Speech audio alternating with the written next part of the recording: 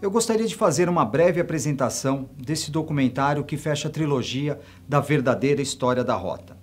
Na primeira parte, mostramos o porquê da criação da Rota, as dificuldades daquela época e o início de uma doutrina que deu certo, com depoimentos dos veteranos de Rota. E a segunda parte retrata a participação da Rota no episódio do Carandiru, com depoimentos de pessoas que viveram aquele 2 de outubro de 1992, com relatos de policiais de Rota, agentes penitenciários, ex-detentos e o governador da época. E 21 anos depois, o maior julgamento da história do júri desse país, resultando na injusta condenação dos policiais. A terceira parte faz um resumo do trabalho da Rota, dos atentados de 2006 ao início de 2016, relatando os bastidores da segurança pública de São Paulo e as mudanças que afetaram a Polícia Militar e principalmente a Rota. Há 22 anos eu frequento aquele batalhão, sendo que nos últimos 9 anos passei a acompanhar continuamente o dia a dia e o trabalho daqueles policiais. Participei de quase todos os cursos, treinamentos diários e principalmente os patrulhamentos nas viaturas de Rota, o que me deu muita experiência e propriedade para poder falar. E por ter presenciado vários abusos e situações que o documentário vai mostrar, até eu, como diretor e produtor, sofri represálias e perseguições explícitas, sendo cerceado e prejudicado na realização do meu trabalho. Cabe lembrar que o citado comandante, após tudo que foi feito em prejuízo aos policiais de Rota, no final foi premiado e promovido ao mais alto posto da Polícia Militar, diferente dos 5 comandantes anteriores a ele, que combatiam efetivamente o crime, apoiando e prestigiando seus policiais. Gostaria de esclarecer dizendo da minha gratidão e admiração pela Polícia Militar do Estado de São Paulo, que é composta, na sua grande maioria, por excelentes comandantes, oficiais e praças. E as críticas que porventura constem neste documentário foram feitas de livre e espontânea vontade por profissionais da área de segurança e autoridades, com a finalidade de enaltecer e dar voz aos policiais que por muitas vezes foram mal compreendidos e injustiçados. Vou finalizar dizendo que sempre fui e sou um dos maiores admiradores da Polícia Militar, e a prova disso são os meus trabalhos e o tempo que eu me dediquei a esta obra, e as outras que sempre enalteceram a Polícia Militar. Eu agradeço a todos que participaram deste documentário, os policiais militares e, principalmente, todos os policiais de Rota.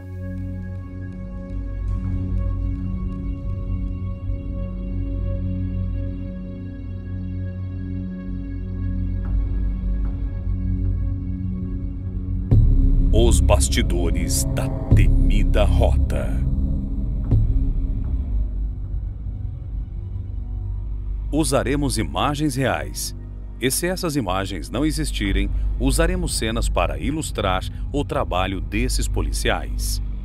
São Paulo, maio de 2006. Uma verdade é certa.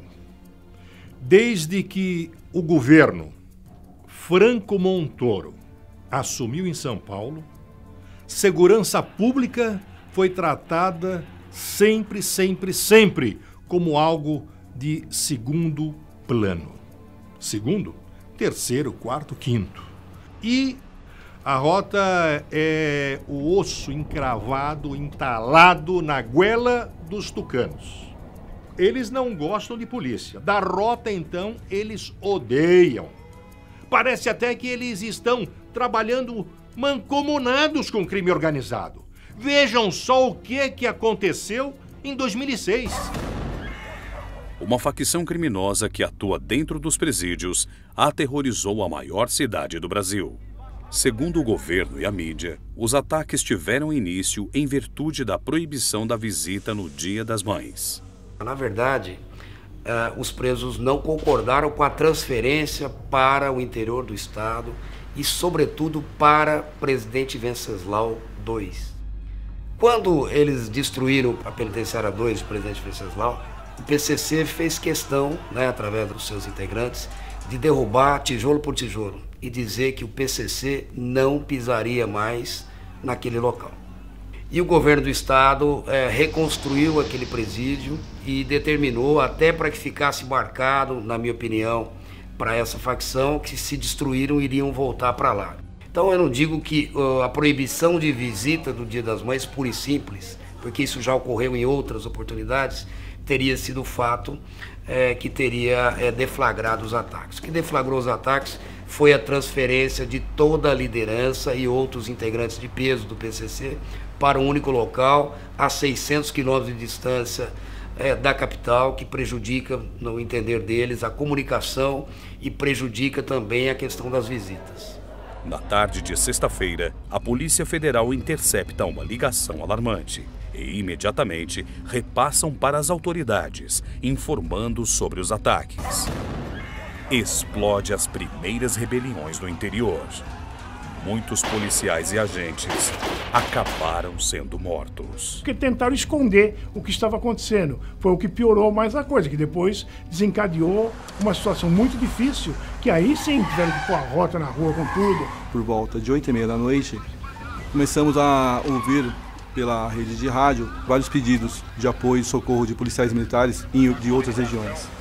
Fomos deslocados para a Zona Leste de imediato e, sem sabermos o que estava realmente acontecendo, era muito comum vermos ônibus incendiados. Você via as delegacias de polícia e os batalhões da Polícia Militar sitiados com barricadas de pneus, enfim. A população ficou dentro de casa assustada, apavorada. O comando, o governo, pediu para que os policiais, para da rota, fossem para as ruas. Eu lembro da rota porque eu acompanhei. Vamos lá, precisamos de vocês, é a hora. E o pessoal foi. Em todos os bairros da capital, região metropolitana, até mesmo litoral, muitos policiais foram feridos. Policiais em serviço, policiais de folga. Tivemos um caso de um bombeiro fardado, desarmado, que tem como missão salvar vidas, foi morto covardemente nesses ataques. Não, é evidente que isso aí, essa desinformação levou à morte de policiais. Covardia, omissão, porque eu acho que é uma questão de lógica. Se você sabe o que está acontecendo, o que pode acontecer, quer dizer, deveriam ter informado a tropa também, né? Muitos policiais, quando terminava o turno de serviço, disseram que não ia embora. O pessoal falou, não, você precisa ir embora descansar, trocar de roupa. Ele não ia embora, não vou embora. Aí você chegou uma hora que você não tinha viatura para poder sair, porque para tanta tropa que tinha. Isso é exemplo de policial. Infelizmente, alguns foram desconsiderados depois, né? Foram para a guerra e alguns depois foram afastados novamente. Quando precisou, foi bom. Depois, deixaram para lá, né? Mais uma vez. Os ataques não cessavam. E no meio do caos, uma advogada se apresentou às autoridades dizendo saber como parar essa onda de terror. Imediatamente, o governo concedeu sua ida de avião até o presídio de Presidente Venceslau, acompanhada de um delegado de polícia e um corregedor administrativo. E aí houve o acordo. Aquele acordo que nunca eles assumiram, covardemente. Nunca assumiram. A Marcola, por favor, tá aqui o celular, manda parar. O que diz de acordo foi isso, na verdade. E foram até Presidente Venceslau, porque essa advogada havia dito para esses policiais do DEIC, que levaram isso então ao secretário de Segurança, que ela tinha condição de terminar com a rebelião, porque precisaria passar para outros integrantes de outros locais, que o Marcola estava vivo. Nesse caso aí, até por parte da imprensa, houve uma glamorização do Marcola, né, do PCC. Eu soube de algumas situações, como o Marcola, por exemplo, durante a revista dos policiais não virar de costas com a mão para a parede, enfim, algumas situações que não deveriam ter ocorrido. Assim como mandar alguém na penitenciária, no RDD ou na penitenciária de Presidente Bernardo para ver se o Marcola estava vivo, também não cabia. Na minha opinião, não deveriam ter trazido o Marcola para a sede do DEIC. Nesse dia, uma tarde de sexta-feira, que Marcola falou para o delegado, botando o dedo na cara dele. O senhor não pode mexer comigo, mas eu posso matá-lo e posso matar a sua família toda. Falou isso dentro do DEIC. Você acaba empoderando esse integrante em rede nacional, né? Aí mandar sanduíche para ele, dar Coca-Cola. O fato que uma movimentação dessa dimensão, de toda a liderança do PCC, ela deveria ter sido precedida de um estudo. No final dos ataques e da maior rebelião planejada do país, o governo substitui o secretário de Administração Penitenciária. Percebi desde o início que a facção estava muito bem organizada, o que faltava para um combate efetivo e um controle dos presídios, das penitenciárias, era um acervo de informações, do planejamento combinado por eles, ações externas, de roubos, de ataque a policiais, de ataque a órgãos governamentais. A facção estava no auge, né, da sua violência, da sua beligerância. Uma das primeiras medidas foi fazer uma parceria com o Ministério Público, criando um serviço de inteligência e informações junto aos GAECOS, implantando uma central de escutas telefônicas sempre autorizadas por um juiz da Vara das Execuções. Eu tive a oportunidade, numa vez, de me dirigir ao secretário da Segurança dizendo de um grupo que estava organizado no bairro de Pirituba e que ia fazer o resgate de um preso perigoso que seria transportado para Presidente Bernardes novamente, por CRP. Evidentemente, nós tomamos a cautela de transferir o preso um dia antes, mas nós sabíamos que tinha 14 marginais que estavam aguardando a saída do veículo de transporte dos presos. E eu avisei a Secretaria da Segurança, e para espanto meu, eu ouvi lá na Secretaria de que a Polícia Militar, àquela época, já era uma polícia comunitária, era uma polícia que evitava o enfrentamento. E para mim foi uma decepção muito grande, até porque se aqueles indivíduos não fossem presos naquele local em Pirituba, eles iam fazer outras tentativas ou iam fazer outras ações criminosas. E eu assistia na Secretaria da Administração Penitenciária que todo o nosso trabalho tinha um gargalo, que seria na execução final desse serviço de investigação. Em março de 2009, o secretário de Administração Penitenciária é convidado pelo governador em exercício para assumir a Secretaria de Segurança Pública de São Paulo. E tudo aquilo que eu via que não chegava a bom termo, exatamente porque havia um gargalo nessas investigações, eu resolvi prestigiar a Rota, fazer da Rota uma das prioridades da minha gestão, e fiz com que todo esse serviço final de investigação, com a prisão dos envolvidos, fosse executado não mais por certos setores da Polícia Civil, mas sim pela Rota especificamente, porque é uma tropa que eu confiava muito. Essa é a mensagem que transmito nessa data tão significativa para todos nós, em especial para essa tropa tão digna, tão admirável. E eu estabeleci como uma das prioridades reequipar a Rota, fazer com que a Rota fosse reconduzida ao lugar que ela nunca deveria ter saído, né? De protagonista de todas as ações mais perigosas, de alto risco que a Polícia Militar enfrenta no dia a dia no confronto com marginais. E uma das coisas que nós tivemos como baluarte foi fazer uma rota forte, uma rota que desse resposta para a criminalidade, que desse resposta principalmente para a sociedade. Nós tínhamos o apoio do secretário Dr. Ferreira Pinto, que foi um secretário excepcional. Tínhamos o apoio do governador. O Dr. Serra não era complacente com o estado de criminalidade aumentando, e isso foi muito importante para nós. Então a primeira providência que nós tomamos lá, quando eu assumi o comando geral, foi convidar um comandante que fizesse a diferença para a tropa da Rota. Alguém que estivesse junto, que fosse operacional e principalmente que entendesse a linguagem das ondas ostensivas Tobias de Aguiar, né? Eu do 1º Batalhão de Choque. Quando eu fui para o comando geral, eu convidei o Coronel Telhada para ser comandante.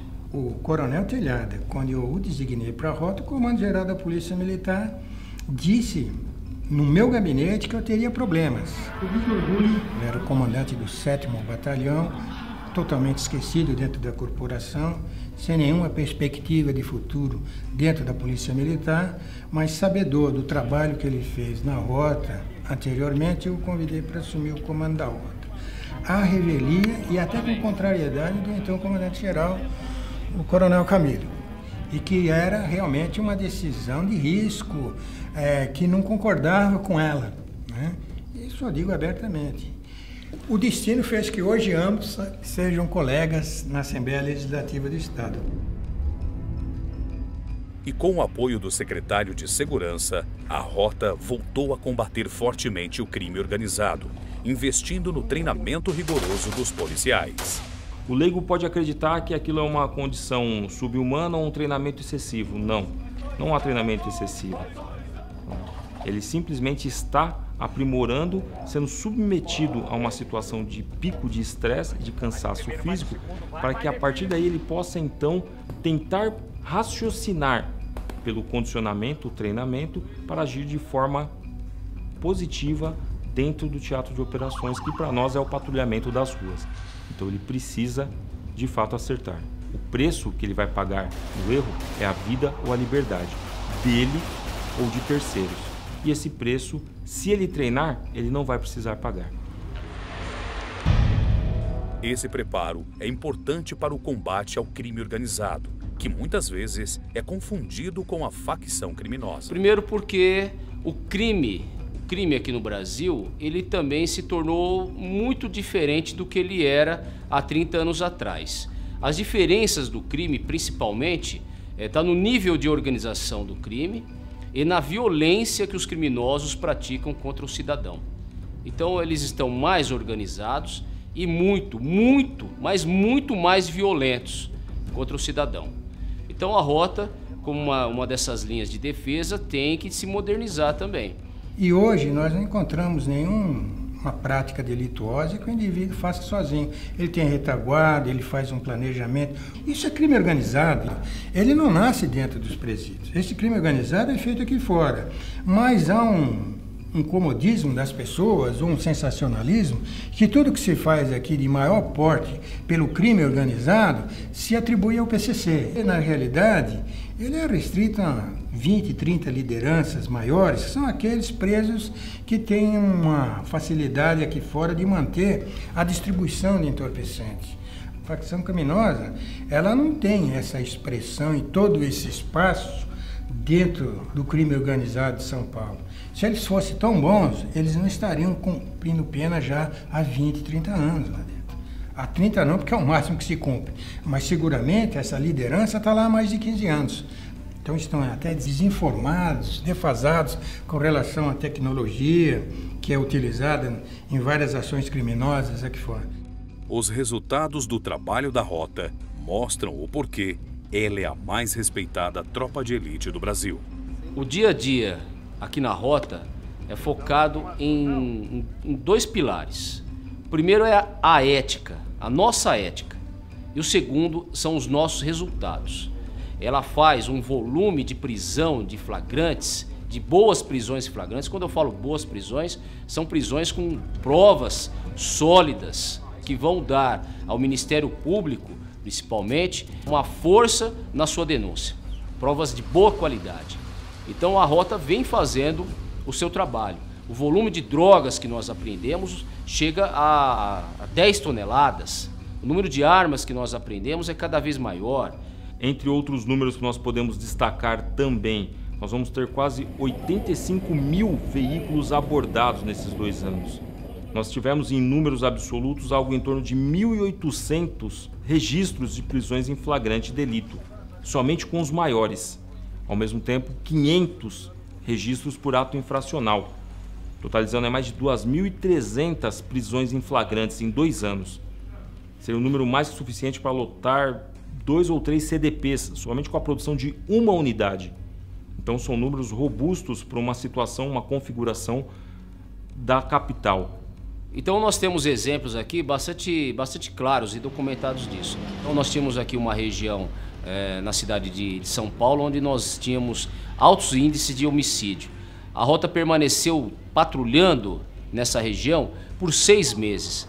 A taxa de homicídios lá caiu tanto que deixaram de ser mortas mais de 120 pessoas. Pra você ter uma ideia, é algo equivalente ao atentado lá em Paris, onde morreu um número parecido com isso. Então, o trabalho da unidade, ele é eminentemente preventivo. Ele tem essa ação preventiva. Nós temos 120 pessoas daquela região mais especificamente da Zona Oeste de São Paulo, que estão vivas, talvez nem saibam, por conta do trabalho da Rota. E, obviamente, em apoio ao trabalho dos batalhões de área que lá trabalham 24 horas por dia, durante 7 dias da semana.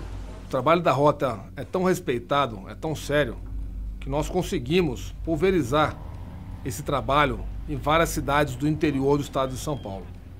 Quando eu fui transferido da Rota para Campinas, nós conseguimos criar um batalhão, o 1º Batalhão de Ações Especiais de Campinas, focado na doutrina de Rota. Qual foi o resultado disso? Redução drástica do índice criminal da cidade. Respeito do marginal. Respeito da população. O 1º BAEP, o Batalhão de Ações Especiais, ele é a Rota de Campinas. O marginal enxerga dessa maneira. Essa eficiência muitas vezes desperta ciúmes em muitos comandantes e também em alguns setores da Polícia de São Paulo, o que acaba atrapalhando o trabalho desses policiais.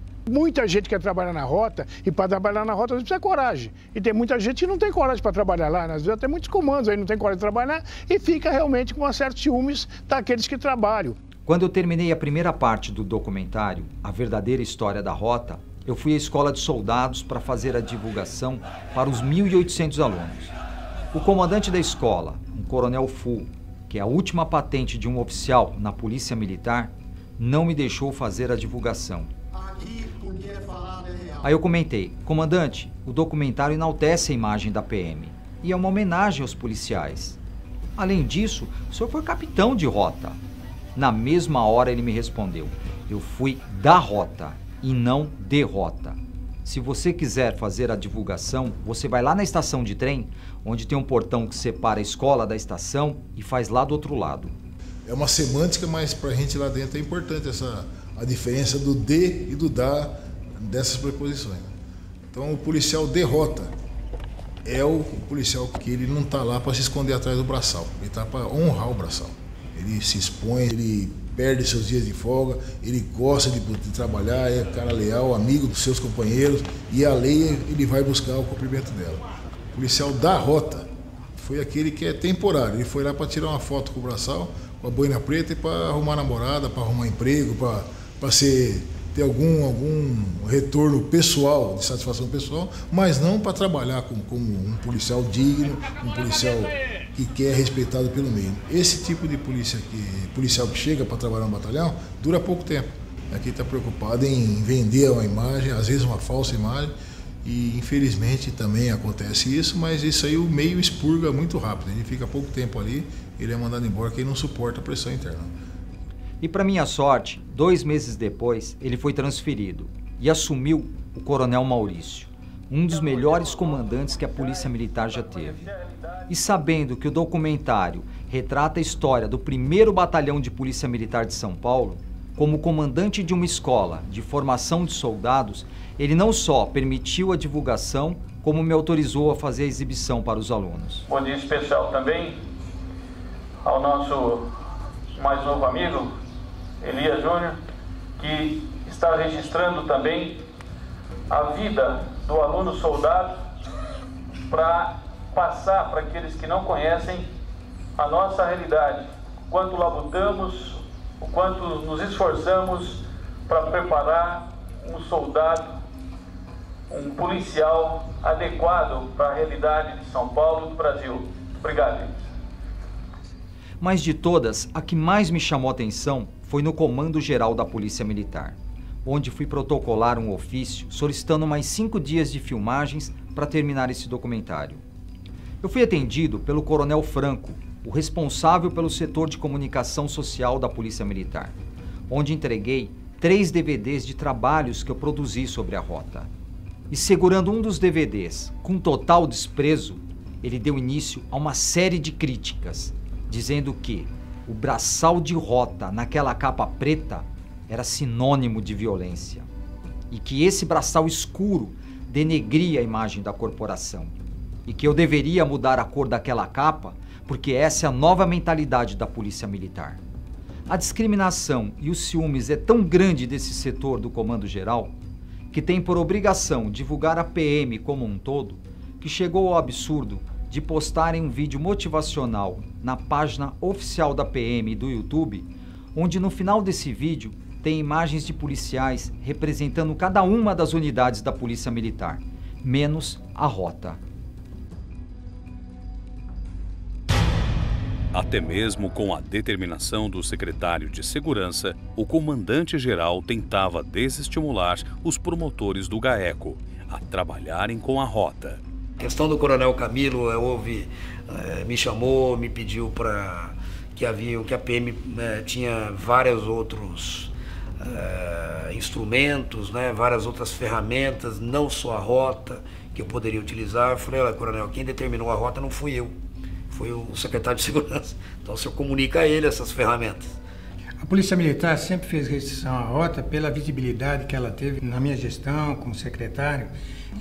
Muitas vezes eu encontrei óbices no comando da Polícia Militar exatamente porque a segunda seção se arvorava expert em combater o crime organizado. Longe disso, eles realmente têm muita pouca afinidade com o modus operandi da facção criminosa. E pelas interceptações telefônicas, às vezes a informação chegava até mim com muita rapidez e necessitava uma intervenção imediata. Então nós passávamos a ordem diretamente, eu passava a ordem diretamente o comando da rota para que agisse com a maior rapidez possível, com todas as cautelas necessárias para pôr fim àquela atividade criminosa que estava se desenrolando. Nem por isso eu subtraía da informação do comando geral da segunda seção. E isso causava, aí sim, uma ciumeira muito grande do comando geral e da segunda seção. Sempre se posicionava contra porque ela entendia que ela devia analisar a melhor forma de abordar. Olha, se eu fosse me curvar a isso, eu realmente não teria condições de combater o crime da forma que eu entendia que devia ser combatido. Porque se eu esperasse que o expert, entre aspas, fosse delinear de que forma ou determinar de que forma a Polícia Militar tinha que intervir, os marginais já estavam planejando outro crime, outra ação delituosa, né? Outro assalto a banco, outro resgate, enfim, todas essas atividades mais violentas que a facção criminosa planejava. A opção pela equipe de rota é por conta da periculosidade desses agentes. Então, quando a gente está tratando de agentes perigosos, seria até inocente da nossa parte colocar uma tropa que não tivesse o armamento necessário ou o treinamento para esse tipo de conflito. Então colocar por vezes uma equipe de área acostumada a um outro tipo de policiamento poderia colocar inclusive a vida desses policiais em risco e a vida de inocentes. Teve uma ocasião que a informação chegou diretamente a eles e eles fizeram questão de colocar uma outra tropa para fazer a abordagem. Não fosse a rota logo em seguida comparecer no local e realmente fazer com que aqueles indivíduos fossem presos, ainda que alguns se colocavam em fuga para a Baixada Santista, aquela tropa, aquele segmento que o QG, a segunda seção, determinou que fizesse a abordagem final, realmente foi um fracasso. Mas sempre houve isso. A atuação do secretário da Segurança sempre encontrou esse espírito de corpo que impediu uma atuação mais eficaz, né? No final de 2012, o governador substituiu o secretário de Segurança Pública, Antônio Ferreira Pinto, pelo procurador Fernando Grela Vieira, que não tinha experiência para comandar as polícias de São Paulo. A minha saída do comando da Secretaria de Segurança Pública, onde eu fiquei por quase 4 anos, foi em razão do combate efetivo que se dava ao crime organizado através da rota. Houve um interesse do governo, isso é manifesto, de diminuir a atuação da rota para que as coisas se acomodassem com relação ao crime organizado, à facção criminosa. É importante colocar que o Ferreira Pinto foi promotor público, mas foi capitão da Polícia Militar, então ele é um homem da polícia. Ninguém precisa explicar para ele o que é o DEIC, o que é cavalaria, né? O que é rota, porque ele veio do meio. É diferente você pegar uma pessoa que nunca viu polícia e tentar explicar para ele o que é DEIC, o que é DHPP, o que é rota, o que é cavalaria, o que é força tática. Então é diferente uma coisa da outra. O outro que chega já fala, não, vou pôr a focinheira na polícia, na rota. É proibido socorrer vítimas. Pô, é o fim do mundo isso aí que acontece. Eu entendo que a dificuldade ela se encontra em todos os planos, né? É do governador para escolher um secretário que conheça de polícia. A dificuldade é medonha, né? Não se escolhe polícia para comandar a polícia. se escolhe um advogado, se escolhe um promotor, se escolhe um desembargador. Então alguma coisa está errada nesse meio. Será que o desembargador, será que o promotor, será que o advogado fizeram carreira de polícia? Será que esses nobres profissionais atenderam já ocorrências policiais, já foram em favela, já foram em situações de emergência? Muito certamente não. Então alguma coisa está errada para tudo daí. E lamentavelmente, depois da minha saída, eu vi um verdadeiro desmantelamento da rota. Foi um absurdo muito grande, a rota foi sucateada, a rota foi amordaçada, a rota foi praticamente impedida de sair às ruas. Então se faz da segurança pública um curral eleitoral. Isso foi lamentável em 2013 e 2014.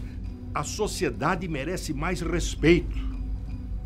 Não pode, pela cabeça de uma pessoa ou de meia dúzia de salvadores da pátria, entre aspas, dos achólogos de sempre, não pode uma administração achar que tem que fechar delegacias de noite, fins de semana, jogando a população simplesmente à mercê da bandidagem.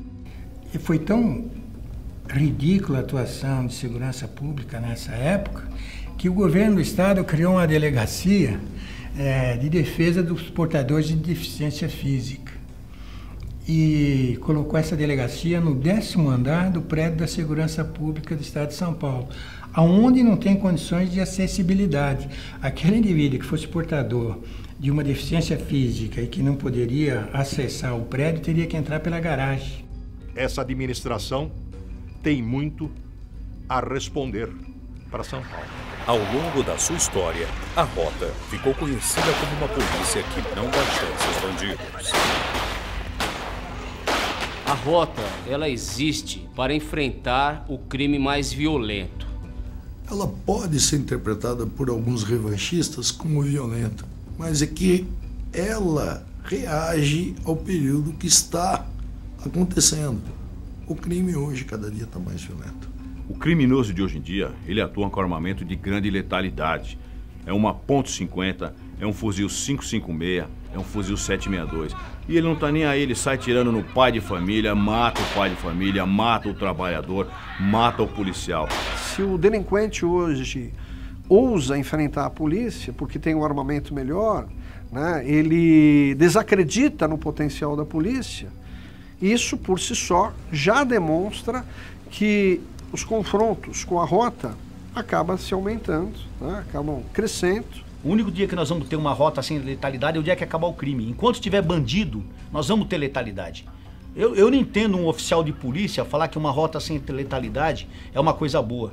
E vem falar que uma polícia ideal é uma polícia sem letalidade. Só um débil mental para falar um negócio desse. Só um cara que quer se promover em cima da polícia para falar um negócio desse. É papo de quem nunca sentou a bunda numa viatura. A realidade é essa. Então, quando um marginal atira contra a polícia, quando há o revide por parte do policial, esse revide é criterioso. É dentro da necessidade, a validade do risco e a aceitabilidade. Então, o policial de rota não é violento. Violentos são os marginais que agem contra a população e contra a lei. E é assim que funciona a Rota com a criminalidade pesada. Você tem que ter uma dialética forte, você tem que ter um combate rígido, você tem que ter que ser firme com o bandido. Não tem essa com a Rota do policial não entrar num determinado lugar. O bairro A, B ou C, a polícia não entra. Não existe isso. Quando o governo de São Paulo fala que baixou a letalidade, ele está querendo dizer que baixou o combate ao crime. A hora que ele fala que a letalidade vai diminuir, ou se alguém no comando da Rota, após a minha saída, fizesse esse discurso que vai baixar a letalidade, é porque pouco entende da natureza do serviço da Rota, do serviço que a Rota presta à sociedade. Quanto mais se baixar a letalidade, mais o crime vai crescer. O criminoso aplaude essa postura equivocada do governo, porque ele sabe que não vai haver confronto e, em razão disso, ele fica mais ousado. A polícia já usa uma arma, velho, pra trabalhar. Ou ele usa aquela arma pra se defender, ou defende outra pessoa. Então ele não precisa de arma. Então vamos tirar armamento dos polícia, vamos pôr peteca no bolso dos caras, vamos usar uma caneta no coldre, então desarma todo mundo. Olha, quando me falam em não ter letalidade, eu acho absurdo. Eu falo, um cara desse tá brincando. Mas essa realidade poderia ser muito menor se os comandantes tivessem culhão, tivessem vergonha na cara, fosse na imprensa, se apresentasse e ajudasse o soldado. Hoje ninguém faz isso. Todo mundo se acovarda, porque não quer se comprometer. É mais fácil ficar calado, tem medo de tomar atitude e depois sofrer a represália.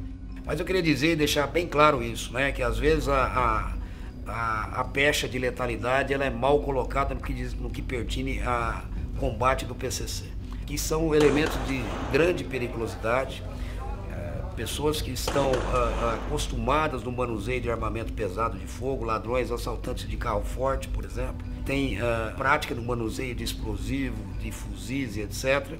Então eram esses integrantes a quem cabia o atendimento da ocorrência pela rota. Não eram integrantes comuns de criminalidade comum, não eram traficantes de beira de esquina. A gente está tratando de bandidos que não querem voltar para a Penitenciária 2 de Presidente Venceslau, que estão fortemente armados e que vão para o confronto com as forças policiais. Ela é respeitada no Brasil inteiro, ela é utilizada como modelo e ela é temida pela criminalidade, sobretudo pelo PCC. A única tropa que o PCC realmente teme é a rota, porque sabe que com a rota não tem nenhum tipo de acerto. Outro fator que prejudica a Polícia Militar é o trabalho muitas vezes abusivo da Corregedoria e da PDO, a divisão que fiscaliza os policiais que estão em serviço. A Corregedoria da Polícia Militar, ela tem uma missão que é muito dura, que é ser a polícia da polícia. Mais do que necessária em todas as instituições. O que não pode ter é o exagero. Eles não vêm para apoiar o policial em uma ocorrência. Eles vêm procurar coisas absurdas para punir. Eles não chegam para o policial, como que você tá? Tá tudo bem? Vocês estão precisando de alguma coisa? Vocês estão fazendo o que aqui, parado? Primeiro que eles não têm nem educação, nem cumprimentar, 90% nem cumprimenta. Eles já vão vir aqui, você já tem que ficar em posição de sentido, se apresentar para ele. Vou dar um exemplo do que acontece, assim, você entrou em uma favela e pisou na lama, correu atrás de bandido, e no final do dia você não vai estar com a bota engraxada, com a farda limpa, porque você trabalhou. Aí a corregedoria vem, comunica o policial para que ele seja punido e muitas vezes o policial chega a ficar preso por causa disso. Agora aqui, você vê a viatura de rota sendo abordada por PDO, isso não existe. A tropa de choque ela é totalmente comandada. Ela tem revista no quartel, sai comandada e anda sob comando na rua. Ainda critica o policial quando o policial age, e criticam. Vão dar geral lá nas viaturas de rota, né? Em vez de pegar atrás dos bandidos que estão matando o policial, então isso aí é muito mais fácil. E nós vamos de mal a pior, né? Policial, qualquer telefonema vai pra cadeia. Já é um absurdo uma viatura da Corregedoria com 4 homens, enquanto as viaturas de força tática estão com 3. Quer dizer, para enfrentar bandidos, vão com 3. Para fiscalizar policiais, vão com 4. Então, tá tudo errado. Eu vejo que, lamentavelmente, é assim um afã muito grande de punir o policial e num comprometimento muito maior com o restabelecimento da verdade, ou que se faça da Corregedoria um instrumento de justiça. Eu vejo várias ações em que parece que existe um desejo mórbido de prejudicar o policial militar, olvidando todas as dificuldades que ele tem numa abordagem. Às vezes, as pessoas que estão no órgão correcional vão querer analisar a atuação de um policial no confronto, quando esse indivíduo não tem condições profissionais, qualificação profissional para analisar aquele contexto, porque ele nunca esteve inserido naquele contexto. Então ele nunca sabe se aquela reação foi uma reação absolutamente correta ou se houve algum excesso. Ele busca o excesso, até onde não tem. Ele fica realmente pesquisando com prazer, com um sentimento mórbido de punir o policial militar e através disso mostrar serviço, mostrar que tem eficiência. Quando eu vejo nisso aí um desvirtuamento da ação correcional. O que é estranho e ilegal é que a própria Corregedoria da Polícia Militar ela não cumpre sequer a lei disciplinar da Polícia Militar. Não tem previsão na lei disciplinar confinamento do policial militar em cela. E a Corregedoria tem uma cela muito pequena, sem ar, sem janela, em que o policial militar ele fica com um beliche, uma meia parede, dividindo essa região do beliche, onde ele faz as suas refeições, com a circunstância onde ele faz as suas necessidades, ou seja, o vaso sanitário fica ali.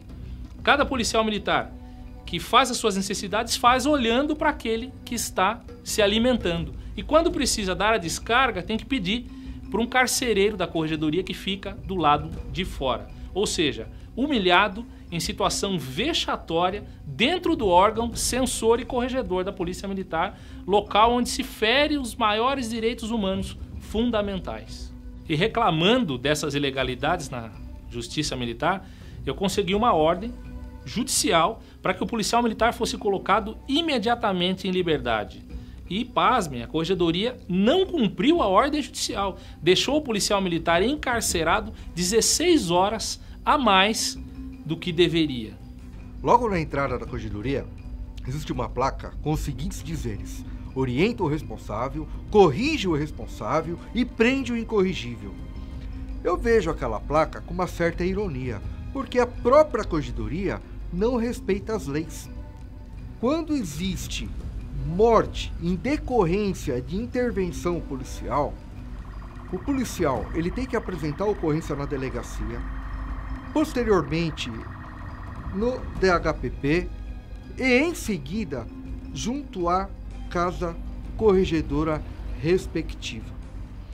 Chegando lá na corregedoria, muitas vezes, após 12, 14, 16 horas de trabalho, o policial ele não é alimentado, fica numa saleta com bancos cujas espumas estão já deterioradas, sentados o dia inteiro, literalmente no pau, vigiados por 2 policiais da escolta da corregedoria e 3 câmeras.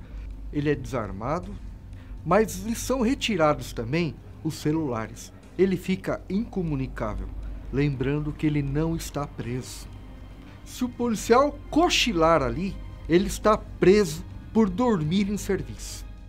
Outro abuso comum na corregedoria da Polícia Militar é ouvir policiais militares depois das 19 horas. A Lei Processual Penal Militar diz que se só pode ouvir pessoas após as 19 horas em situações extremas, situações de flagrantes, em situações de urgência. Sem urgência nenhuma, numa investigação que já se desenrola, eles pegam um policial militar que trabalhou das 6 às 18 e enviam na corregedoria às 22 horas, mas só vão ouvi-lo por volta de 3, 4 da manhã, sozinho, com a dificuldade natural de se conseguir advogado nesse horário, com a tortura psicológica para que ele fale aquilo que eles desejam que ele fale, para depois, muitas vezes, pedir uma prisão preventiva para a justiça. A corregedoria da polícia é para punir aquelas intervenções que merecem ser censuradas, mas também para preservar e garantir, né, a tranquilidade daquele policial que expôs a vida e que, no entanto, ele vira um objeto de investigação e tratado sempre com muita rusticidade, com muita aspereza, prevalecendo sempre a hierarquia, não preservando a dignidade daquele que vai lá e que acaba de uma hora para outra virando na condição de réu na corregedoria, muito antes de ser réu na justiça. Muitos policiais que salvam a população são presos injustamente após confronto com marginais, agindo em legítima defesa e muitas vezes são recolhidos ao presídio da Polícia Militar. Mas na nossa legislação, simplesmente o policial pode ficar preso por uma medida administrativa sem que necessariamente se firme um elemento de culpa contra ele. Ao passo que o marginal que ele conduziu preso, muitas vezes paga a fiança e vai embora. Sai rindo pela porta do distrito onde foi feito o registro. Sai rindo do fórum após uma audiência de custódia de 24 horas. Um cidadão comum, quando ele comete um crime, ele responde apenas na justiça comum.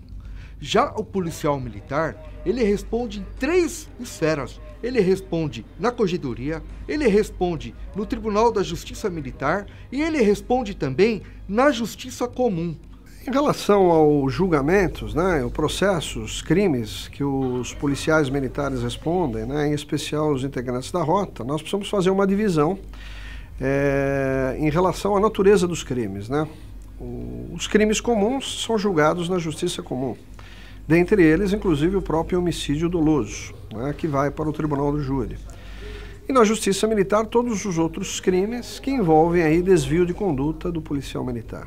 Na justiça militar, é muito raro o integrante da rota responder um processo crime, né? Isso porque é muito raro também ele cometer um crime funcional.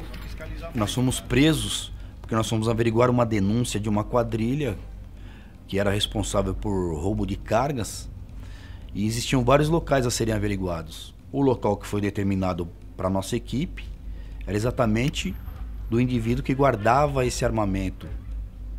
Chegamos no local, adentramos e fomos recebidos a tiros. Não havendo outro meio, senão revidar esses tiros, conseguimos alvejar esse indivíduo. Imediatamente ele foi desarmado e socorrido para o pronto-socorro mais próximo, mas infelizmente ele veio a óbito. Apresentamos a ocorrência no distrito policial da área normalmente, porém 3 dias depois do ocorrido, nós fomos recolhidos ao presídio militar Romão Gomes, onde permanecemos por 2 anos e 4 meses. A partir do momento que o policial militar é preso, ele só conta com a própria sorte.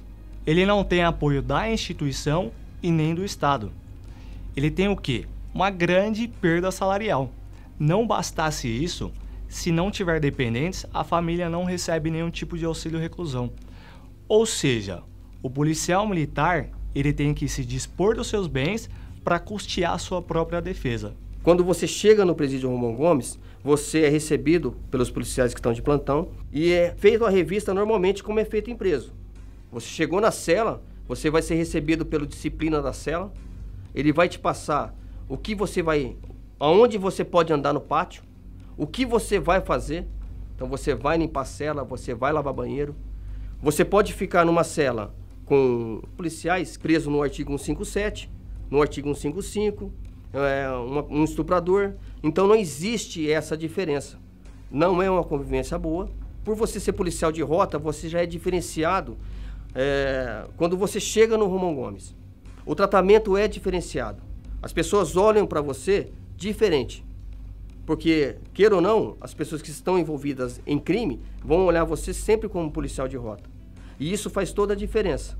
Todos os bandidos que estão presos no Romão Gomes, eles não ficam perto de você. A convivência deles são com bandidos. Após esse período, nós fomos a júri popular e o povo, representado ali pelos 7 jurados, percebendo a nossa inocência, nos absolveram. Voltamos então para a nossa rotina normal. Porém, isso é algo que pode acontecer com qualquer policial militar, seja da rota ou não. Basta ele estar na linha de frente, porque o criminoso, para não ser preso, ele vai atirar em quem quer que seja. E o que a gente constata no dia a dia são policiais militares vítimas de denúncias. Denúncias sem provas, denúncias sem qualquer fundamento. Isso gera uma total inversão de valores. Por quê? Porque os atos dos policiais que são tidos como os legítimos pela lei são, na verdade, menosprezados, tidos como duvidosos. Ou seja, contraria-se aquilo que a própria lei diz. E nada acontece com o denunciante. Nós temos que partir do crime para chegar no culpado e não do culpado para provar que ele cometeu o crime. Não se faz uma investigação profunda antes de prender o policial. Primeiro eu prendo o policial administrativamente por 5 dias. Aí, se eu não fiquei contente, eu peço a prisão temporária dele no inquérito policial militar. E depois eu peço a preventiva dele. Aí chega lá na frente, ele é absolvido. Porque o crime não existiu, entendeu? Porque ele não estava no local, porque não foi ele. Estatísticas estão aí a demonstrar a quantidade de absolvições, né, de policiais militares no júri, inclusive policiais da rota. A lei, ao invés de endurecer com o crime e com o criminoso, facilita cada vez mais a vida do criminoso e está dificultando cada vez mais a vida do policial. A população pode ajudar a polícia militar através da integração. Todo comando também tem a parte política, a parte social e fazer a integração, né? Sociedade e batalhão. O que falta é a integração. A sociedade mal conhece nossos policiais. Todos da sociedade, principalmente as empresas, deveriam ser mais participativos. Com informações e a participação da sociedade, como por exemplo, as gravações das câmeras, que poderiam estar à disposição das nossas secretarias de segurança. Mas falta qualidade nas câmeras de segurança, mal conseguem gravar, dificultando assim a identificação do marginal. Podemos ajudar a polícia a nos ajudar, atuando com muito mais integração. A rota é admirada pela população e odiada pelos bandidos. A rota é temida pelos bandidos porque sabe do seu profissionalismo e do seu rigor nas ações. O marginal sabe que com a gente não tem acerto e nós vamos buscá-lo onde estiver. É através de mensagens no celular dos marginais que conseguimos resgatar vítimas que estão em cativeiros e muitas vezes inibir crimes que poderiam acontecer. Ocorrência com roubo à residência com refém é uma das ocorrências mais críticas atendidas pela Polícia Militar. E a qualquer momento, o criminoso pode causar um dano à integridade física do refém, que demanda de um melhor preparo técnico, físico e psicológico. E a rota tem esse preparo e os melhores equipamentos para esse tipo de ocorrência. Um grande diferencial do patrulhamento de rota é a admiração e o respeito da população.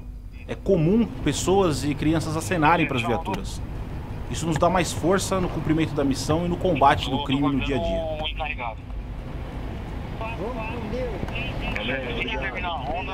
Sabe o que me deixa indignada? É saber que existem pessoas que defendem bandidos. É porque nunca foram assaltadas ou porque nunca tiveram uma arma apontada na cabeça como eu tive. Eu tenho uma filha para criar. Graças aos policiais da rota que eu tô viva aqui para contar o que aconteceu. E só quem passou pela mão desses criminosos sabe o que eu passei. São Paulo tá ficando cada vez mais perigoso. Perigoso por quê? Pergunta se há 20 anos atrás existia o que tem hoje em São Paulo. Não. Porque a polícia ia pra cima. Porque pra mim a polícia foi feita pra ir pra cima do bandido. O bandido vai pra cima de mim. O bandido, ele atira em mim, ele me mata, ele rouba minha bolsa, ele acaba com a minha família. Ele não pensa em mim. A gente que mora aqui na comunidade, que acorda cedo e chega tarde, a gente só se sente protegida quando tem a viatura da rota. Senão os bandidos tomam conta. Hoje eu pergunto pra você e pra minha filha de 5 anos. Qual a polícia que o bandido tem medo? O bandido tem medo da rota. Muito medo. Muito medo. Pode ter certeza absoluta disso. Pode ter escrevendo no seu, sabe? Que tem um medo sim. Porque você cria uma fama. E a corporação tem essa fama. De policiais bem preparados, de policiais matadores. Você entendeu? Não tô dizendo que são bons, que bababá, que nada disso. Eu só tô dizendo assim, pelo lado técnico da coisa. Pelo conhecimento técnico que eu tenho do crime e da polícia. No patrulhamento de rota, nós nos deparamos com diversos tipos de ocorrências. Entre essas ocorrências, a mais difícil é a ocorrência envolvendo reféns. Tem até uma história recente, as equipes de rota chegando no apoio a uma ocorrência de roubo a banco. Os indivíduos no interior do banco perceberam a movimentação, a ação da rota. Com medo de uma invasão iminente, passaram a exigir que a rota participasse diretamente das negociações. E se entregaram. Todos foram presos e os reféns liberados. Rota é a rota, né, cara? Os caras não vêm pra brincar, não, né? Os caras vêm pra chegar chegando. Desde quando eu tava envolvido no crime, quando falava que aquele cara matou um polícia e tal, e se for de rota então, opa, chega, ou não, pode deitar na cama aí, ou não, ou pode passar, né? Sempre teve aquela questão.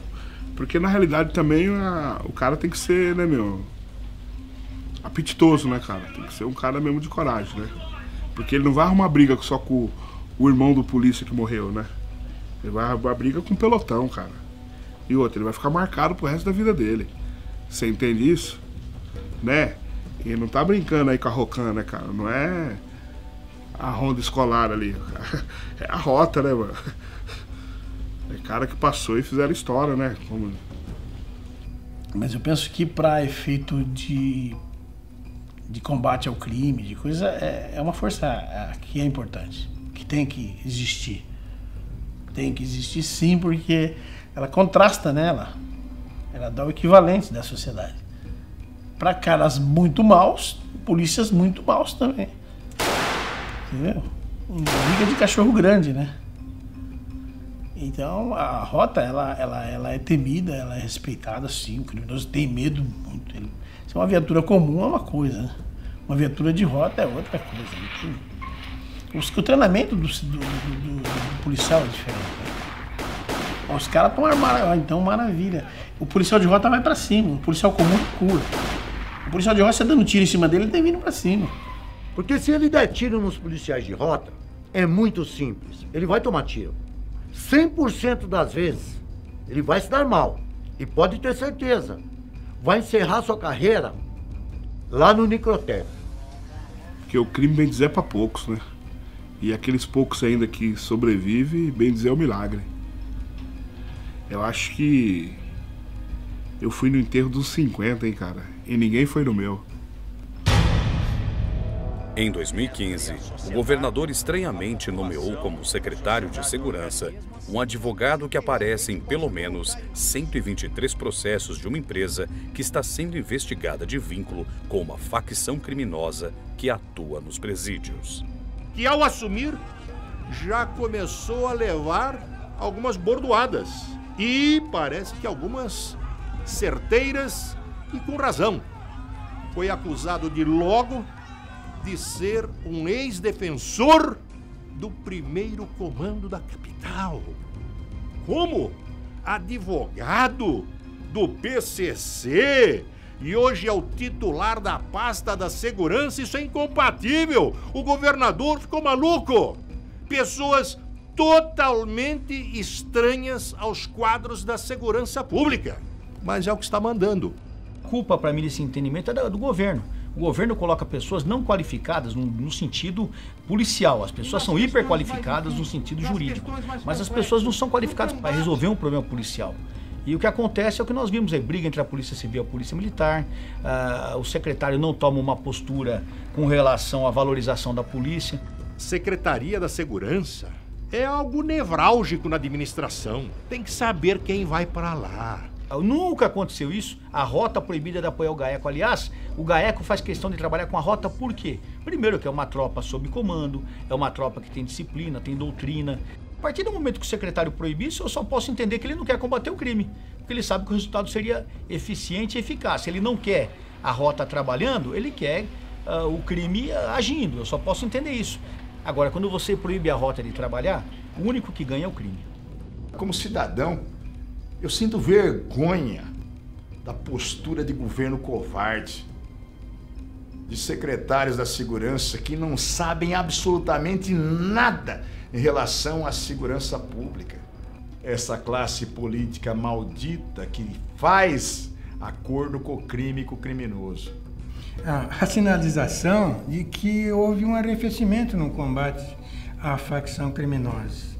E eles também, não sendo incomodados na atividade principal dele, que é o tráfico, a gente pode dizer claramente que aí é um acordo tácito, né? Não precisa ser um acordo firmado, né, ostensivo. Mas se eu diminuo o combate ao crime organizado, o crime organizado se acomoda e não afronta o Estado. E ele se preocupa apenas com aquilo que lhe rende muito, que é o tráfico de armas e o tráfico de entorpecentes. Então houve realmente um arrefecimento do combate ao crime. E os bandidos se aproveitam pontualmente dessas coisas, assaltam num bairro, no outro, fazem arrastões. Aí toca mandar uma tropa, reforçar o policiamento. E manda quem depois, quando a coisa vai ficando num nível mais alto? Manda a rota. Onde existe a ausência do Estado, se cria um poder paralelo. E os caras enxergaram isso, né? Com o secretário veio o novo comandante-geral, que tem pouca experiência no combate à criminalidade, por trabalhar a maior parte da sua carreira no grupamento aéreo. E com ele, várias mudanças na Polícia Militar, em especial na rota. Com todo respeito a esses integrantes das nossas gloriosas polícias, começaram a escolher os piores. Ou seja, aqueles que pouco tinham a dar à segurança, aqueles de colunas flexíveis, sim senhor, não senhor. Aqueles carreiristas, oportunistas, então aqueles que melhor os servissem, sim senhor, é para fazer o quê? É para combater o companheiro, é para perseguir colegas, é com a gente mesmo. Então, escolheram para cargos altos na administração os chamados maçanetas. Aqueles que com 30 anos de serviço têm muito calo na mão. Mas não é de pegar em armas, não. É de abrir e fechar portas de gabinetes. É um absurdo, é criminoso quando o comando transfere policiais para a ocorrência. É só na Polícia Militar de São Paulo que acontece isso. O policial ser punido por estar trabalhando. Porque a transferência na rota é uma punição. É uma punição, sim. Então, o comando vem com umas mentiras aí que está preservando o policial. Isso é mentira, isso é balela. Está punindo, sim, porque tem medo de se apresentar. Isso aí já é quase que uma postura de quem assume o comando da Polícia Militar. Quem senta naquela cadeira parece que acaba sendo imbuído dessa postura tímida, para usar um termo mais adequado, assim, mais branda, né? Essa postura tímida com relação ao choque, com relação à polícia militar.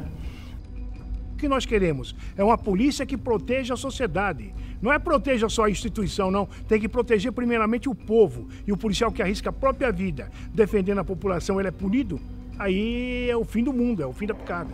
E tem outra atitude que eu acho absolutamente criminosa com relação à polícia militar, ou essa decisão, né, absurda, catastrófica do comando da polícia militar, que determina que o integrante do policiamento, não só da rota, que tiver nos últimos 5 anos 3 ocorrências com letalidade, ele é afastado das suas funções. Isso é um serviço que se presta à população de São Paulo, com um discurso falso que se baixou a letalidade, mas se aumentou a criminalidade. Agora, aumenta a criminalidade e os números são manipulados, nós todos sabemos disso. E para inibir ainda mais a ação da Polícia Militar, o Comando Geral está obrigando os policiais a fazerem a chamada visita monitorada.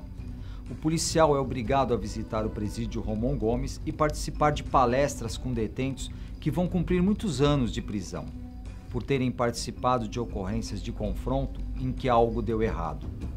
Nessas palestras, os detentos mostram que não vale a pena enfrentar criminosos e defender a sociedade, porque se isso acontecer, ele vai ser preso. E além disso, ele é obrigado a visitar colegas que ainda não foram condenados, mas que estão atrás das grades, com uniforme de presidiário e sem poder se comunicar. Tudo isso com a intenção de mexer com o psicológico do policial, para que ele veja o colega naquelas condições e nunca mais enfrente um bandido durante a sua carreira. Nós temos policiais mortos todos os dias, policiais executados todos os dias. Policiais, pelo simples fato dele ser policial, ele é morto. Simples fato, ele é polícia, vão matar ele. A cada 4 dias morre um policial em São Paulo, e a grande maioria executados na frente de suas famílias.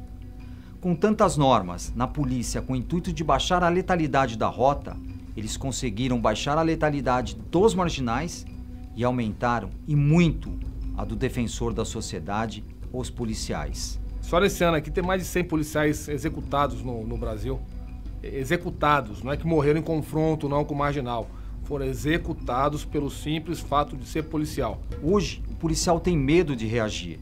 Ele tem medo de ser prejudicado, ele tem medo de ser punido e perder a sua liberdade. Porque, infelizmente, após um confronto com criminosos, primeiro se condena, depois se apura. Hoje, chegamos ao absurdo do bandido mandar o policial mudar de residência. Não podemos esquecer que, além dos bandidos estarem matando os policiais militares, os próprios policiais militares estão tirando a própria vida.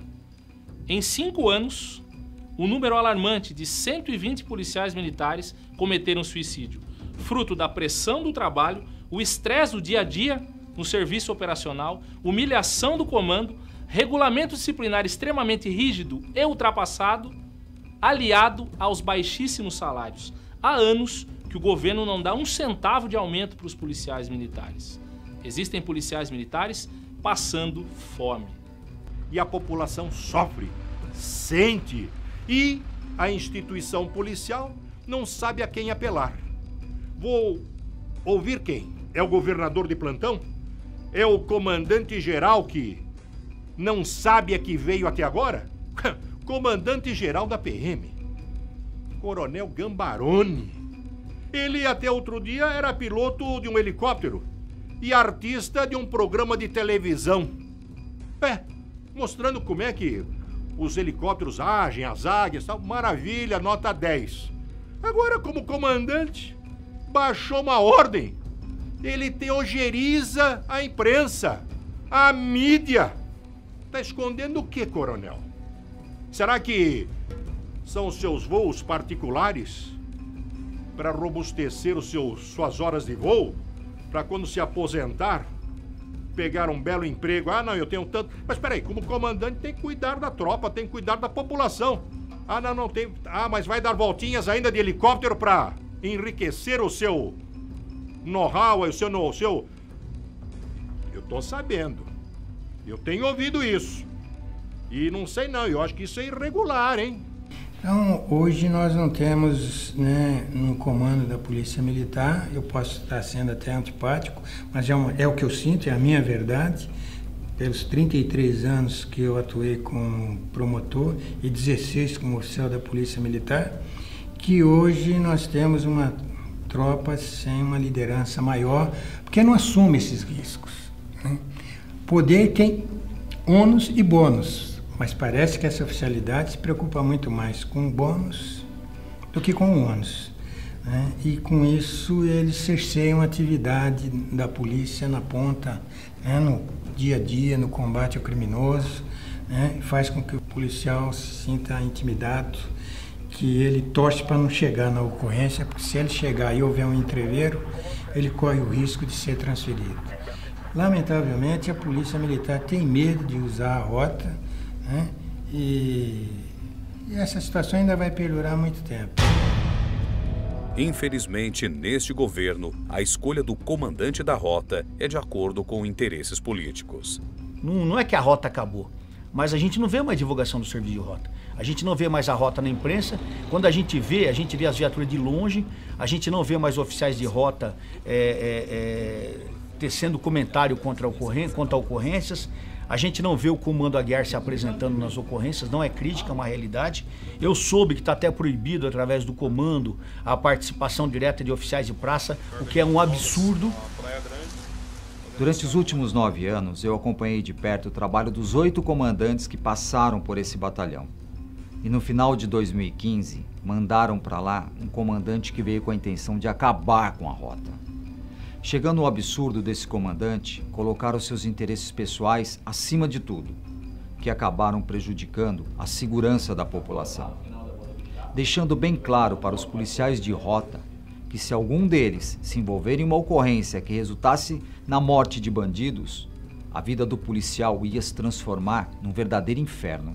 O que mais se fez em relação a isso é colocar gente, muitas vezes, para comandar a rota com um compromisso de dizer, olha, segura esses caras, arrebenta com eles moralmente, não deixa eles trabalharem, que eu te promovo. E como eu convivia diariamente no batalhão, registrando a rotina, o treinamento, os cursos e o patrulhamento de rota, eu pude presenciar e constatar o que seria o verdadeiro inferno. Para desestimular uma atuação mais enérgica dos policiais, determinou que todas as equipes que se envolvessem em ocorrências policiais com resistência fossem empregadas no policiamento ostensivo a pé com colete fosforescente no centro da cidade de São Paulo para servir de exemplo e inibir cada vez mais a intervenção da rota nos momentos mais agudos. Aquele comandante passou a mudar totalmente a rotina da tropa, alterando os dias e horários de trabalho dos policiais em forma de punição, visando desestimular os demais, prejudicando inclusive as suas famílias, pois o policial depende do horário de folga para completar a renda e sustentar os seus familiares. E como se não bastasse ainda, alguns privilégios que eles sempre tiveram, como recompensa às muitas horas que extrapolavam o seu horário normal de serviço, como um banco de horas, por exemplo, em virtude de confronto com marginais que resultassem em mortes, foram cortadas. E as folgas de finais de semana, que são dadas apenas por merecimento, quando os policiais pegam ocorrências de grande repercussão, também foram caçadas. Fora a perseguição velada. Olha, policial, se você trocar tiro com um marginal, eu vou te punir, eu vou te transferir, e se eu conseguir, eu vou te expulsar da polícia. Imagine o recado que o patrão Estado está dando para o profissional da segurança pública. Não trabalhe! Se o cara não tem coragem de assumir um comando numa rota, se ele não tem coragem de entrar no tiroteio, ele que nem venha pro batalhão. E pare de usar o batalhão como trampolim, porque muita gente vem comandar a rota para ser coronel. O cara vem aqui para se promover, porque tem pretensão de ser promovido na polícia e querem usar aquilo como trampolim. Esses estão no lugar errado, a rota não foi feita para isso. A rota foi criada para combater o crime e para defender as pessoas de bem. Para isso, é necessário pessoas corajosas que enfrentem a criminalidade usando o braçal de rota. Isso não é para qualquer um. Pô, é só ver o que acontece. Levanta as estatísticas da minha época de rota, levanta como é que tá hoje, vê a satisfação da tropa, você vai falar, não é eu que estou falando. Que comandante de rota tire escolta do seu policial que está internado em um hospital de grande circulação com mais de 290 pontos e impossibilidade de se defender, sabendo que a cada 4 dias morre um policial militar em São Paulo. Considerando a minha vivência com os comandantes anteriores, era visível que aquele comandante não gostava da rota. Sendo certo que ao tomar conhecimento do meu trabalho e ver a forma que eu enalteci e prestigiava a tropa de rota, ele quis me tornar uma pessoa não grata nas dependências daquele batalhão. E acabou por determinar uma ordem proibindo o meu acesso e as atividades para a conclusão desse documentário. A própria divulgação da história da rota está sendo cerceada pelo comando. Basta-se ver uma ordem emanada dia 22 de março de 2016, em que é transmitida ao comando da rota que fica proibida qualquer matéria no interior daquela unidade, seja por meio de entrevista ou tomada de áudio ou de imagens. E para minha surpresa, essa ordem foi assinada pelo comandante do choque, o que me causou uma enorme estranheza, pois esse mesmo comandante do choque é um dos comandantes anteriores que durante toda a sua gestão como comandante de rota me autorizou, apoiou e me aplaudiu no Salão Nobre do Batalhão com todas as honras, pelos meus bons trabalhos prestados à rota. Para a gente poder dar continuidade às nossas comemorações, nós vamos fazer o corte do bolo do Batalhão Tobias de Aguiar. Na sequência, nós vamos assistir um vídeo que o nosso amigo Elias produziu. É um melhor do que o outro, né? Quem viu do aniversário da rota se prepara, porque esse aqui vai ser um pouco melhor, né, Elias? Lamentavelmente, a rota é discriminada e tem oficiais que têm medo de usar essa ferramenta que tem a maior respeitabilidade da população. Por onde a rota passa, ela é reverenciada, ela é respeitada, ela é elogiada. E, no entanto, esses oficiais, que quando chegam no topo da carreira, se acovardam, né? E passam a ter medo de ter um segmento de combate ao crime eficaz e que não pode ser substituído por nenhum outro. Eles são a linha de frente da democracia. Além de manter a ordem, sua função é garantir a liberdade. São eles que dão a vida pela população. A atividade policial militar é uma atividade de alto risco que precisa ser melhor compreendida e melhor amparada pelo Estado.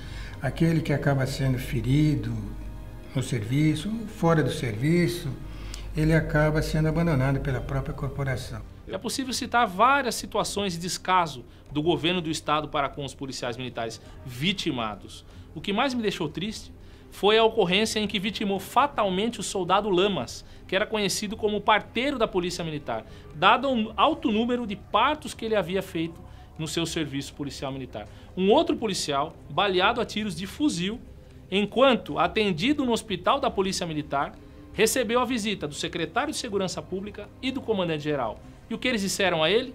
Que era para ele ficar tranquilo, que estaria assegurado a ele todos os direitos dele e todo o apoio, quando, na verdade, um dia após, ele não teve sequer apoio mais. Precisou de uma ação judicial para ter sua promoção a cabo por conta da aposentadoria por invalidez. Ou seja, um descaso atrás do outro. Eu, por exemplo, durante a minha atividade, fui ferido em 2 oportunidades. A primeira, tomei um tiro na altura do abdômen ao tentar prender um traficante homicida que estava homiziado na região da Zona Leste. Em outra oportunidade, a equipe, ao atender um roubo contra estabelecimento, lembro-me que o proprietário saiu de onde estava escondido e gritou que um funcionário dele tinha sido atingido e apontou para o local. Eu fui em direção para tentar resgatar esse cidadão e quando eu entrei, fui atingido por um indivíduo que estava homiziado e infelizmente não se tinha conhecimento. Ainda arrastei aquele cidadão para fora e dali fomos socorridos e graças a Deus estou aqui vivo.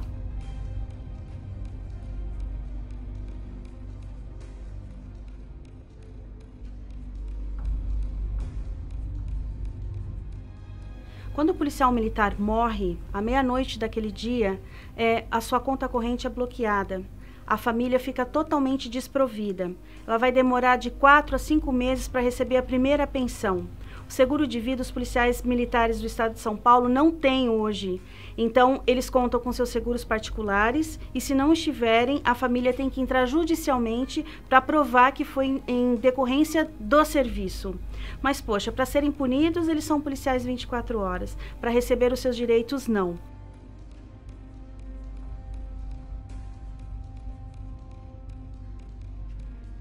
Fui baleada 2 vezes, com um tiro no braço e outro no peito. Meu colega levou um tiro no maxilar.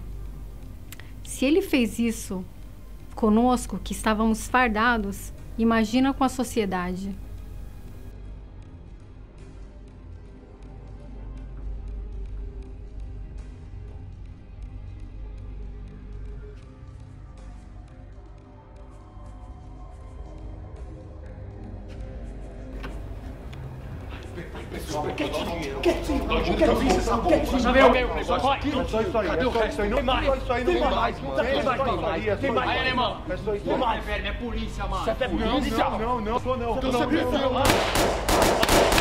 Eles viram que eu tava baleado, só que até então eu não tinha percebido que eu tinha sido alvejado. Eu atravessei pro outro lado da rua, eu pedi pra esse senhor, senhor, que tava do lado da rua, no portão dele, chama a polícia pra mim, senhor, eu sou policial. Ele falou, calma filho, calma. A minha esposa já foi chamar a polícia. E você tomou pelo menos de 4 a 5 tiros na cabeça. Eu falei, não tomei. Ele falou, tomou, filho. Olha o retrovisor do carro do seu lado esquerdo aqui. A hora que eu olhei, todo o meu sangue e massa encefálica minha que tava saindo pra fora, porque tinha fragmentado o lado direito todinho da minha cabeça. E aí que eu entrei em desespero. Resumindo, fui socorrido pro hospital. Eu cheguei no hospital com meu cérebro exposto, acordado. Uns 4 minutos mais ou menos, na maca do hospital, a minha mãe, uma mulher maravilhosa de 1,53 m de altura, ela me viu, o único filho homem dela, na maca do hospital com o cérebro tudo exposto. Ela gritou, ela falou, Deus, o meu filho, Senhor. O médico não quiseram me operar, mediante termo de responsabilidade, me operaram. Guarda, não deixa meu filho morrer, minha mãe tava sentindo tomar tiro.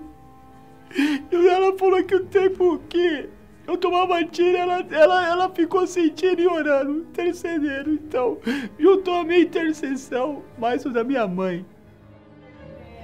E ela viu, acho que foi a pior cena de terror da vida dela, que ela viu, foi eu com meu cérebro, todo na cara e no peito. E o médico tinha falado pra ela que não tinha o que fazer por mim. A única coisa que eu falei, quando eu vi aquele grito dela, que eu me desesperei, eu falei, Pai, em nome do Senhor Jesus Cristo, a Tua palavra nos diz que quem é servo do Senhor e está na Sua presença não morre antes Suas promessas se cumprirem. E eu falei isso, pessoal, engolindo massa encefálica e apaguei.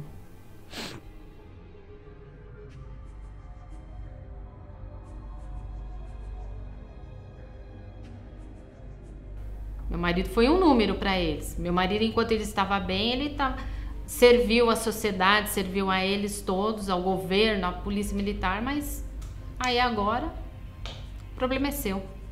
Simplesmente isso. Hoje também tenho que cuidar do meu marido, que tornou-se deficiente, especial, E tem o meu filho, que tem 18 anos, que também tem necessidades especiais. A minha filha tem 10 anos. Eu tenho que fazer tudo. Não tenho ninguém mais agora que nem meu marido para levá-los para a escola, devido às sequelas do acidente dele. E que não é fácil, né? Eu agradeço muito a Deus por, como eu dizia no hospital, eu pedia muito para Deus que deixasse ele do jeito que fosse. Do jeito que fosse, mas que não levasse ele, sabe? E ele tá aqui. Tá aqui. Por causa de um marginal, de um estado muito mal governado.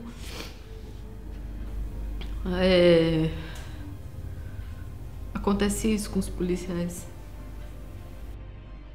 O quê?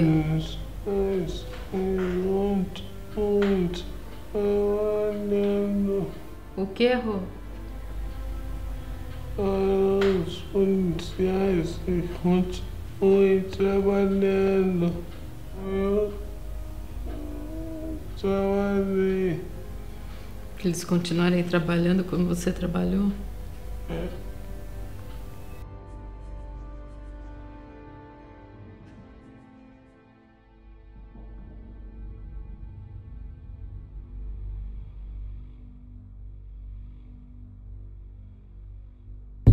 Os bastidores da temida Rota.